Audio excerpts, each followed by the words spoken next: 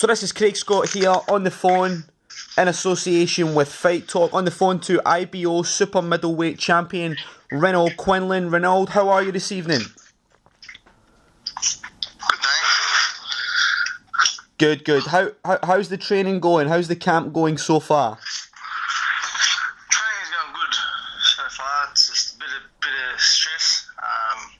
As you seen last night, I threw up a tweet because nothing was happening. Didn't know what was going on, and then all of a sudden, the word got back to them, and now they've sent me information saying that the venue's changed, and then they sent me a picture of a poster.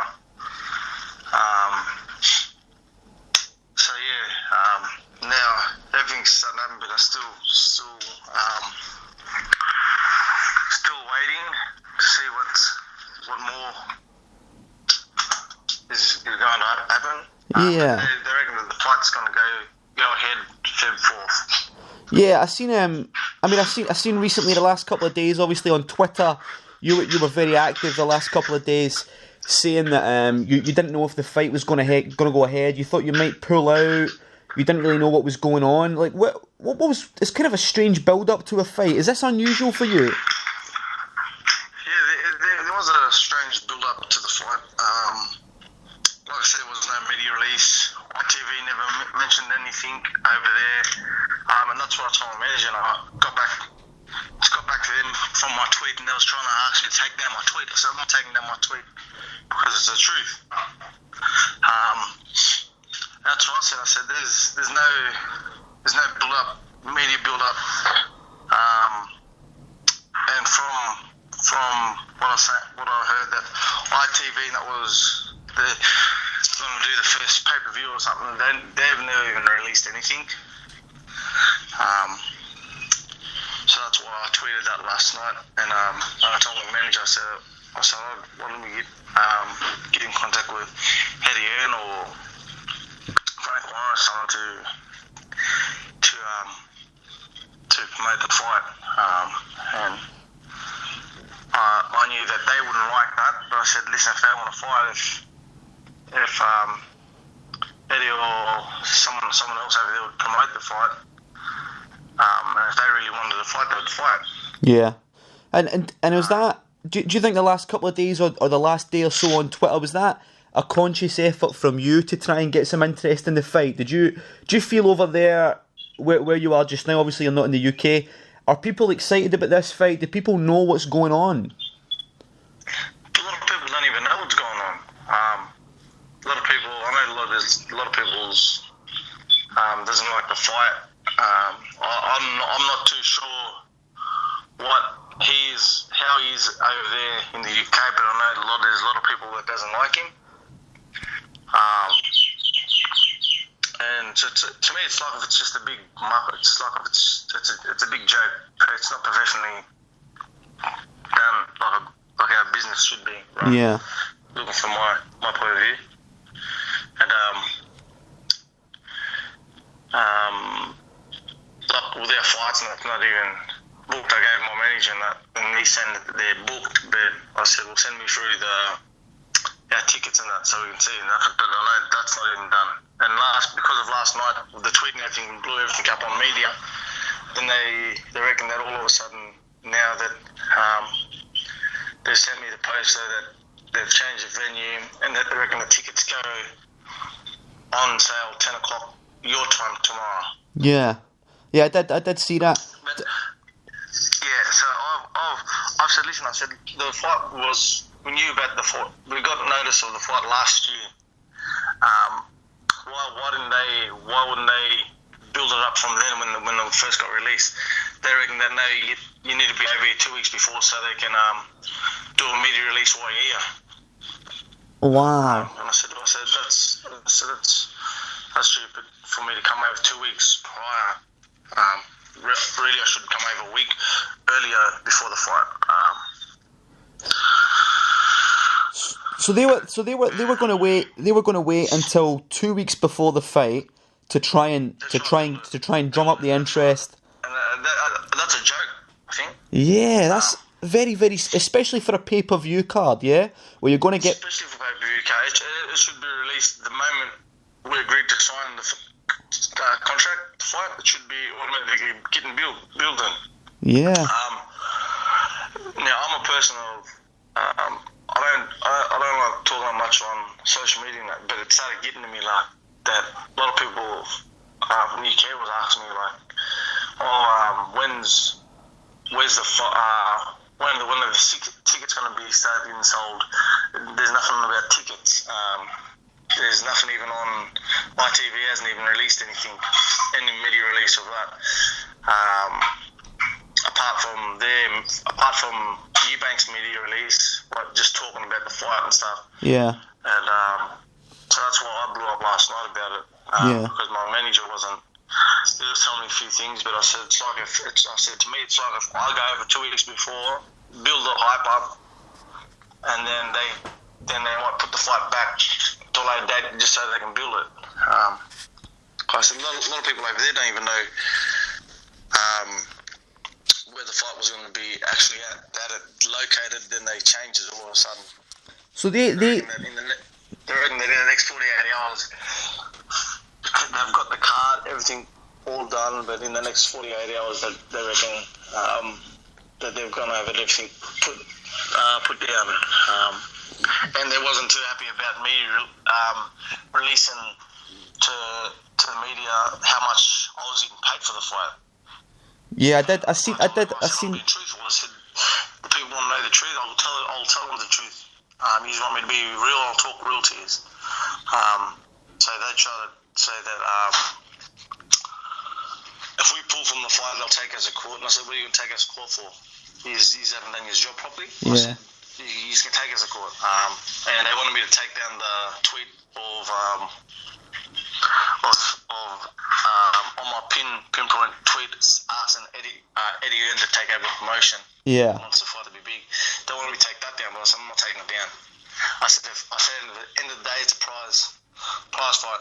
I'm a prize fighter. If they offer something big, I said I'll go with them. But I said I know if they really want to fight, they'll take the fight. Yeah.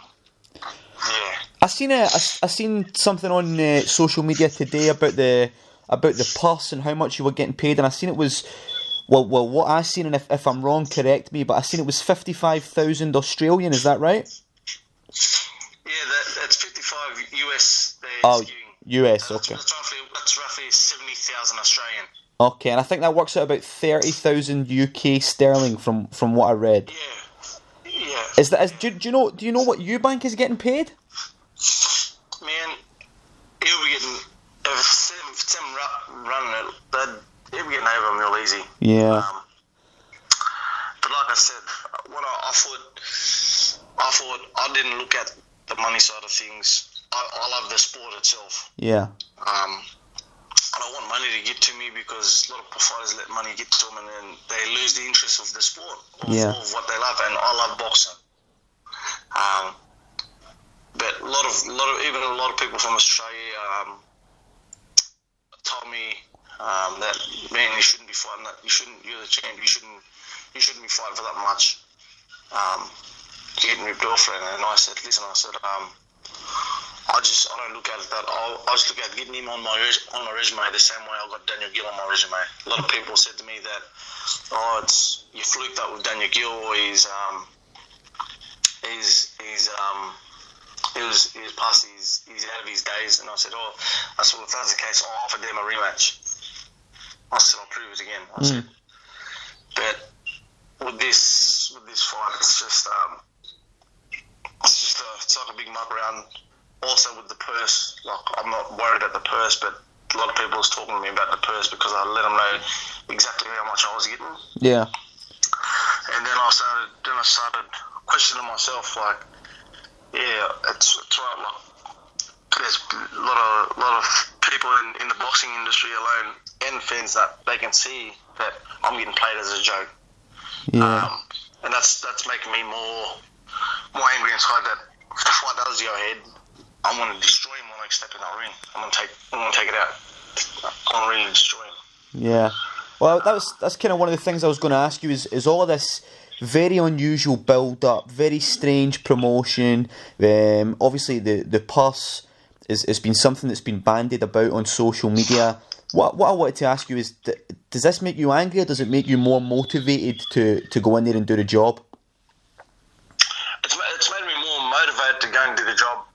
At the same time, angry, but motivated to go in and do the job, just to shut them up. Yeah. A lot of people saying to me, "Oh, he's going to stop you. He's going to do this and that." But once you step in the ring, it's a different game. I've seen a lot of fighters who fought. All the fighters he fought, Billy Joe Saunders classed him big time for when I watched that fight. Yeah. He was too good when he boxed. The same thing I can do. I can box and I can brawl, bang, stand toe to toe. And if you look at my record alone, will show that the fighters that I fought was experienced more than me. Yeah. Back when my biggest step up was back when I fought Joseph Quadro at a record of 23 fights. He's only had the 2 losses, and I was coming into my 6th pro fight. Wow. That was on the Monday and Shane Mosley fight, and he was knocking out all the Australians for me, and I took the fight, and the fight was meant to be at super middleweight at 75. I went in at 75. He came in at 81 kilos, and I still took the fight and still gave it to him, toe to toe. Wow. Yeah. Do you? I guess if the fight goes ahead, they're taking me lightly. That's okay. But once you're in the ring, everyone from the UK and around the world will see exactly what I can do. Yeah. I don't have a fight plan, a game plan. I adapt to what's in front of me. And a lot of people seeing that with the Gill fight, they thought I had a game plan. I said, no, I don't have a game plan. I just adapt to what's in front of me. I just do my training, put the hard work in training, and then fight night, it just comes out. Yeah, you've said a couple of times on this call. I think you've touched on if the fight goes ahead. Is there still a part of you, Renold, that thinks this might not happen? A small part of me does think that, but like after last night I did think that. Then all of a sudden they sent me through. Is it Richard Poxon? Yeah, Poxon. Yeah, Poxon Sport. Well, he's requested for me to take down my tweet, but then they sent through, manager sent through and said, "Oh, listen, there, 3 o'clock this morning, my time, 3 a.m. this morning, my time. So there'll be 3 something in the afternoon your time." Yeah, I think so. Yeah. After all the social blow up, then they send me. My manager sends me said that they've changed the venue. They've agreed to give you bonuses if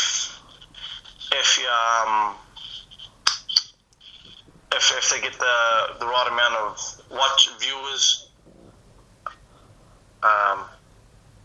So then they sent me through that poster, and then all of a sudden Eubank Senior puts up his tweet, and then Eubank Junior puts up his tweet.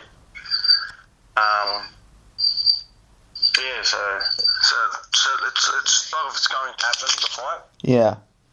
But you never know what can happen. Yeah. They just get pulled in a split second. You know the Boston game is. Of course. Do you where you are just now and where you've been growing up and doing your fighting, do you have an idea of what the public's perception of the Eubanks is in the UK? Do you know how they're perceived? I know you've said a lot of people don't like them. Do you know how much they split opinion here, or is that something you know little about? No, I know he's got a lot of followers over there. He's got a lot of haters. Yeah. It doesn't really faze me. But I know that you guys over there in the UK, you love your sports, and And I just like that fight goes ahead to everyone to be there. If they're not there to watch it, because I'll give you my word that I'll be walking back. I'll be taking my belt back with me fight night. Yeah. How? Let's put that aside. All the Eubank stuff, all the promotion stuff.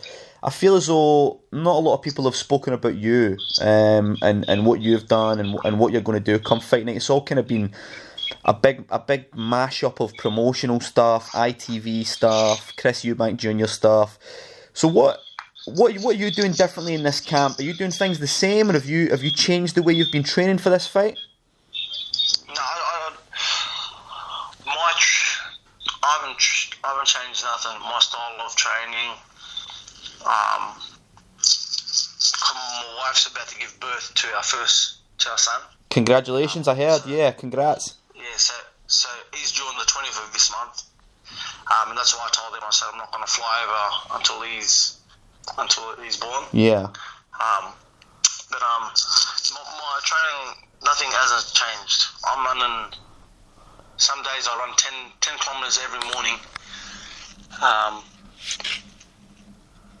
I'll do my training midday and afternoon. Nothing's changed with my training. It's just from last night. It's just I just blew it up because it didn't look like the fight was even happening. Yeah. Do you? Until yeah. Sorry, I was going to say, do you? Obviously, you know yourself. You're a smart guy, Renold. You know you're the underdog with the bookmakers. You've been the underdog before when you fought Daniel Gale. How does that affect you mentally? Does that spur you on? Does that annoy you? How does that work? Being underdog makes me stronger. Yeah. It gives me that hunger to go in and to prove to everyone what I can do, and to shock everyone. So I love being an underdog. Even though I'm the champion, I love being an underdog. I'm going over to his hometown to defend my title. Yeah. Now, why couldn't I tell my manager, no, if they're on a fight, we'll bring him to Australia. But I said no. I said I'll go there and I'll prove to him. If I want to get my name out, I said I'm going to do that. I'm going to go to his hometown and beat him in his hometown, because that makes me more motivated and more hungrier. Even when you walk out and you hear that crowd like booing you, I love that feeling. I smile. I'm relaxed. A lot of people ask me, how can you be relaxed in a fight? Even with the Daniel Gill, I was that relaxed. I was smiling, walking into the ring, smiling at him. First round dominated, second round I stopped him. Yeah.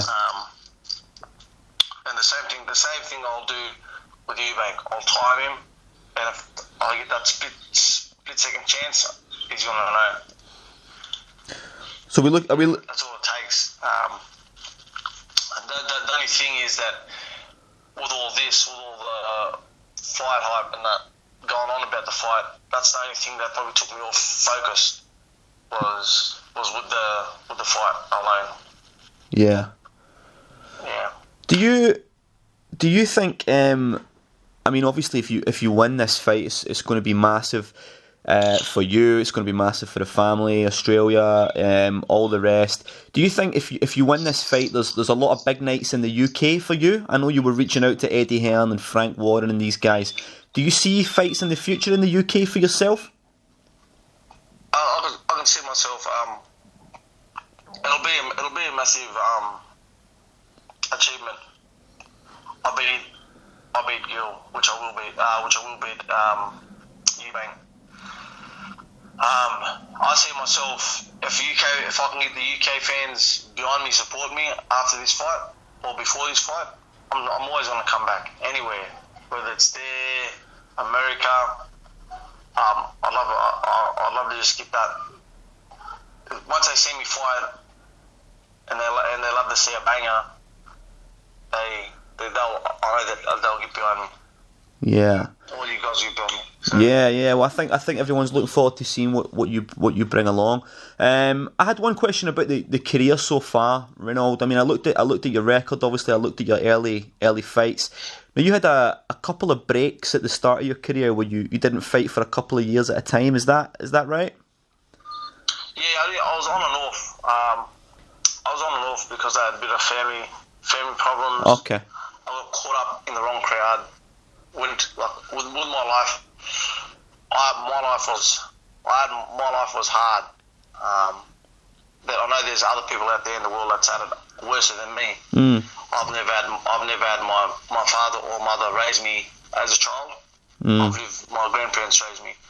I went to the boys' homes and I also went to jail. So that's why I was on and off with my boxing career. But now I've got my family, my own little family. That's what's turned everything around for me. Yeah. And that's why everything that I'm doing now is for them. And that's the reason why I've had my years off and on with boxing. But now it's just it's going straight now. Good. That's good. It's good to hear. That I do now is for my wife, my 3 daughters, and now my son on the way. So. Excellent. I don't want to keep you too much longer, mate. I'm sure you've got a busy day ahead. Just give me a couple of words for the guys here listening to the Fight Talk podcast. What are we going to see? Just sum it up for me briefly. February 4th, what are we going to see from you, Renold? February 4th, you're going to see from me fireworks. And I'm going to go out there with a bang. And Eubank, from when the bell goes, he's going to be backpedaling. Once he feels my jab alone, I know that he's going to think twice. He's going to start planning. But February 4th, he's going to see me, Renold Quinlan, come to the UK and to bring war. And I'll let you know now. I won't let this fight go the distance. That's my prediction. I'm not letting it go the 12 rounds. Okay, good stuff. Listen, Renold Quinlan, IBO super middleweight champion. Thank you very much for your time, mate. Best of luck with the preparations. Best of luck with the little boy on the way as well. Look forward to seeing you February 4th. This is the Fight Talk podcast. Craig Scott. Thank you very much, mate. Thank you very much, Craig. Have a good night, man. Thank you. Cheers. Appreciate it.